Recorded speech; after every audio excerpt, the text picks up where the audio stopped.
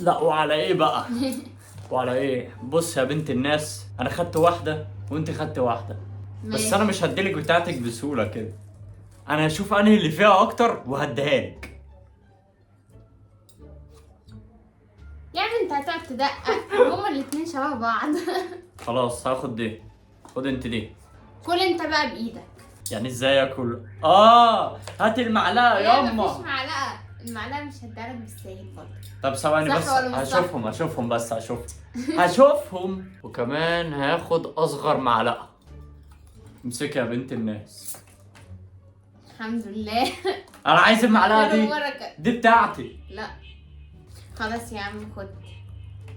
حق. خلاص بقى. ورينا بقى الرز. اوه طب يا جماعه، احنا خدنا الرز بلبن ده. شايفين الحلاوه. رورو بقالها كتير ما صليتش التراويح. ما حصلش. فاول ما نزلت ادوها رز بلبن، وانا عشان متقي الله وحافظ مصحفين وبصلي كل يوم، وبصلي العصر وقت الفجر، وبعمل كل حاجه صح. عشان كده ادوني طبق الرز بلبن ده. نشوف الصناعه المصريه، يعني ده رز بلبن شرقي. كل اذن عندنا منصته اليك. آه. وايه تاني يا معلم؟ وبس كده، يعني هعمل ايه اكتر من كده؟ تعالي نشوف بس هم عاملينه ازاي. هو ده اكيد بيتي ده، بس هم يعني مستخسرين فيه. ده حاطين فيه زبيبه. طب والله كتر خيرهم، حاطين واحده. كتر خيرهم يا جدع ما كناش لاقيين. طب تعالي كده ندوق. انت مش تاكله ولا ايه؟ مش عايزه بصراحه يعني. خد اتفضل. ايه ده بجد؟ حبيب هتاخدها تاني؟ مش همد. لا مش همد. تعالي كده نشوف. خلاص انا هدوق واقول لك رايي.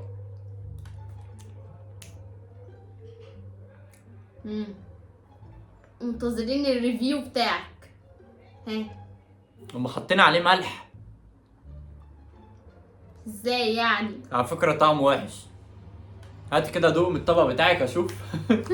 ما هو نفسه يعني. هم ده عاملينه في مصنع وده عاملينه في يمكن حاطين هنا في سكر. دوقني. لا دواك ايه؟ اوعي كده، ما انت ليكي طبق. هو عامل زي الجيلي ليه؟ السجادة ولسه منضفين. ايه يعني يا رورو؟ ما تنضفي تاني عشاني. ماشي. مش حلو على فكرة. ده واضح ان هو مش حلو قوي خالص. مفهوش ريحة الحلاوة. مملح. من كتر ان هو مش حلو خلاص هتبلع الطبق. انا اعتبر خلصته اصلا. بالهنا والشفا يا اخويا. يلا خد ده. قلبي يا عم قلبي. ده اكله برضو؟ كله. طب انا عايز اقول لك على حاجه يا رورو. انت ما سمعتش الخبر اللي نازل؟ خبر ايه يا مسهل؟ ان دوله قطر اعلنت ان شهر رمضان هيبدا يوم السبت. وعارفه ده معناته ايه؟ معناته ايه؟ كله يطمن، اللي ملحقش يصوم في مصر يلحق اول طياره على طول. يا مساء الطبيعة. هنقول لكم بقى ايه تنبؤات العيد.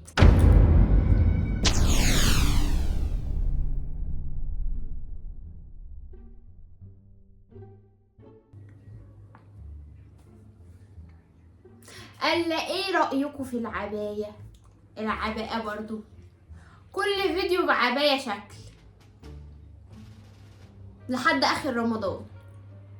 ايه ده بكره اخر يوم رمضان. بقول لك وريني. انت عينك اصلا وريني بس اشوف الطبق ده بيقول ايه. لا ما تشوفوش، ما بيقولش حاجه. اشوف بيقول ايه يا عم. ما بيتكلمش. يمكن طعمه حلو. اخرس يمكن حاطين فيه سكر. بقول لك اخرس. خلاص يا عم خد. يا عم شكرا يا عم. يا عم خد. بس مش من قلبك. اوعى يا اشرق لو كلته. انا ما اعرفش بقى الخبر بتاع قطر ده صح ولا لا. بس ده اللي منتشر على الفيسبوك والحاجات دي، فانا ما اعرفش. فلو طلع صح ده ضحك. ده كده ضحك بقى بجد. يعني اتحرق عليكم رامز واتحرق عليكم كل حاجه. يعني ايه ده؟ في ايه؟ طب هاتي بس. طب هاتي. يا باشا لا. شكلك مش هتاكليه. بطمن على بنتي بس. بنتي. بنتي صحيح. عايز ايه من الطبق؟ لا والله هستحمى فيه. هكون عايز منه ايه يعني؟ ما هاكل. ما هو اي واحد دلوقتي بقى يدخل مسجد ويصلي هاخد له رز بلبن. حتى لو اول مره. تشجيع بصراحه، فكره حلوه تشجيع جدا. بقى عشان تيجي تاني. يا جدعان انا كنت حاطط اصلا طبق، يعني انا كان معايا الطبق ده كده، انا خدته في نص التراويح، قبل ما اخلص التراويح حطيته جنبي عشان كنت داخل بقى اصلي وكده، حطيته جنبي. فانا ايه شايف الاطفال عمالين بيتسحبوا في حاجه غلط يا جماعه. قلت خلاص لو خدوه يعني ايه يعني، اطفال عايزين ياكلوا ويستمتعوا. احباب الله. في الاخر يعني انا كنت كده كده عارف ان هو هيتسرق. يا جدعان الشباشب بتتسرق، الرز بلبن مش هيتسرق. لا احنا ساعتها في التراويح كنا في اخر 4 ركعات كده، لقينا مره واحده بتدخل علينا، بص بتحدف اللي هو فيه ايه. خد وانت ساكت. خد وانت ساكت حرفيا. لقيناهم في كرتونه، قعدت بقى توزع علينا، بصوا كده اهوت. لا انا كنت عامل حساب ان هو انا هحطه جنبي هيتسرق وخلاص يعني، وانا كده كده ما لحقتش اقول لها شكرا مش عايزه، ما لحقتش اقول اي حاجه عادي. ما لحقتش اقول اي حاجه من عزومه المراكبيه. بجد يعني اقول شكرا مش عايزه والكلام يلا مره تانية ان شاء الله. يا جماعه كل سنه وانتم طيبين، العيد داخل علينا، وكل سنه وانتم طيبين تاني. وانتوا طيبين وعيد مبارك. انت هتفضلي ماسكه المعلقه كده كتير ولا ايه يعني؟ ما ترمي المعلقه في اي داهيه. انا مش هنسافر على قطر طيب. عايز انت تهرب انت ليه بقى؟ انت عمال تقول قطر ومش قطر، وانت كنت فاطر في يوم؟ السؤال هنا، ولا انت عايز تروح تصوم معاهم ال 30 يوم فضيت عشان يبقوا 60؟ يبقوا 60. ايوه الله عليك يا رورو. تدخل الجنه بقى بالصيام. رورو فهمانه يا جدعان، رورو الطب. يعني اي حد عايز يعوض يروح قطر هيعوض هناك، ولو اي حد عايز يزود حسناته يروح هناك عشان يصوم 60 يوم. ياه الله يكون في عون اعداء اللي بيصوموا في قطر وفي مصر. يا ويلك مني. يا ويله صحيح مش هيهرب طبعا. كل سنه هو انت مش ناويه وانتوا تاكلي الرز بلبن؟ بمناسبه العيد لا مش هاكله بصراحه. مش تاكلي ليه؟ انا بقول لك كنت عايزه اقول للست اللي هي اديتهولي، اللي هي حدفتهولي كده واختفت معرفش راحت فين. يعني لا شكرا مش شكرا وكده، ما كانتش عزومه مراكبيه. لا انا جاي اعترف بكل صراحه ان رورو بتعمل رز بلبن احلى من ده، بكل صراحه. يو بقى اول مره تقول حاجه صدق. شكل الصلاه خلتك تقول الصدق بقى وتقول شهاده حق فيا. ياه التراويح بتعمل كل ده. عادي ايه يعني؟ ما بالك اللي هيصوم 60 يوم. خلاص مبروك عليك طبق رز بلبن. هو عشان طعمه ملح يعني؟ ها عايزه تضحي بيا؟ عايزه تموتينا يا رورو؟ انا عشان عرفت ان طعمه مملح عايزه تضحي بيا؟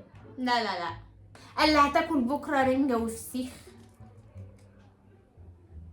لا انا ههرب من البيت بكره عشان عارف ان بكره هيبقى العيد. انا ههرب، انا هسافر. لا بعد انتظر يا جماعه وانا بتفس الرنجايه في بق اسكندر.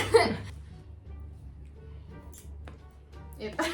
انا مش فاهمك والله، انت عايزه مني ايه طيب؟ انتظر يا جماعه. ولا نفع كده ولا نفع كده. والكشري بقى. مع اكل كشري ماشي، انما رنجه دي مش داخله دماغي. لا رنجه ماشي. فسيخ الفسيخ. احنا ما بنقولش هنا كلام، احنا بنقول افعال. افعال فقط. يا نهار ابيض على اللي هيحصل اول يوم عيد. كنا كلنا ايه ده في ايه ده يا عم؟ ايه باكل حلوياتي. حلوياتك؟ بطلع السكر من هنا واكله. قال لي انت امتى هتروح للحلاق بعون الله؟ لا انا مش هحلق. ده انت عشان توصل لكرسي الحلاق انت كده عملت انجاز. انا مش هروح احلق، مفيش حلاقه في العيد. هتحلق بعد العيد يعني؟ بعد العيد قشطه ماشي. كل الناس بتحلق بعد العيد. لا هو كله بقى بيشغل دماغه. هو في ايه؟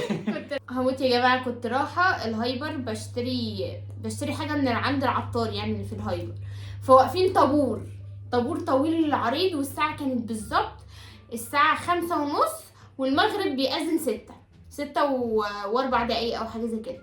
حلو. فايه الناس كلها كاتبين ايه، واقفين بيقولوا ايه، بعد الفطار بنلاقي ممكن تكون الدنيا رايقة وكده. ده احنا قلنا لا معلوش كده، معلوش كده، كت كل ده. كده لا انت كده عشان ما بقولش كلام، ما بحبش اقول كلام محدش قاله. هم قالوا محترمه. اللي قالوا ايه، ان احنا يا جماعه احنا جينا دلوقتي قبل الفطار بنص ساعه، قلنا ان مش هيبقى فيه زحمه لا على الكاشير ولا على في اي حته. ماشي. فراح واحد تاني رد عليه، قال له انا فعلا قلت كده، قلت لو جيت بعد الفطار اشتري هلاقي الدنيا زحمه، فقلت خليها قبل الفطار بنص ساعه. وحرفيا كلنا فكرنا في نفس التفكير ده، يعني كلنا جينا قبل الفطار بنص ساعه وكنا واقفين طابور ما يعلم بالله ربنا بجد. كل ده عشان تبقى تشتري من الهايبر تاني يعني. ماله يعني عم حمدي اللي تحت بيتنا كانوا عاملين عرض على الشوكولاته. المهم يا جماعه بعد خلاص الحمد لله ما وقفت في الطابور وجي دوري، بقول للراجل انا عايزه الشوكولاته دارك. نزل قال لي بنجيبها من تحت، معرفش هو بيجيبها من تحت فين، بس ما علينا مش موضوعنا. جه بقى ايه، استنانا وقعدنا بقى كلنا قاعدين كده، يا والناس قاعدين بيقولوا لي يا كان لازم تطلبي شوكولاته يعني، مش شوكولاته. ماشي. المهم بعد ما رجع وانا واقفه كل ده مفيش شوكولاته، وشي كان عامل كده حرفيا. يعني انا واقفه يا ويلكو لما الرورو تغضب. واقفه نص ساعه في الطابور، واقفه نص ساعه في الطابور. لا اغضبي يعني تعبيره. انت كده هتضحكينا. بس وقفتي ونص ساعه اللي وقفتها ما تروحش هدر كده، هو صح ولا لا؟ صح. ما تشغلوش دماغكم. لو بتفكروا ان احنا نروح نحلق بعد العيد عشان الحلاق ما يبقاش زحمه، هتلاقي الناس كلها كانت بتعمل كده. يعني انت نصيحتك ايه ليا يا ست رورو؟ نصيحتي دلوقتي ما تفكرش. اعمل وخلاص. ما تشغلش دماغك على البني ادمين. يعني اروح يعني احلق وسط البني ادمين اللي هلاقيهم؟ لا توكل على الله. صعبه يا جماعه، صعبه. اهم حاجه ما تشغلش دماغك على الدنيا ولا على البني ادمين. رورو يا جدعان محسساني ان هي عاشت 93 سنه في الحياه وخدت خبره كافيه وجايه تنصحنا دلوقتي. يعني هي مش مراعيه ان هي قدي مثلا لا انا عندي خبرات كتير قوي. ايوه انا شفت حاجات كتير قوي. حصل. انا ركبت الشوايه في الملاهي علمتني حاجات كتير قوي. حصل. وانا كنت بسوق العربيه ام كهربا دي.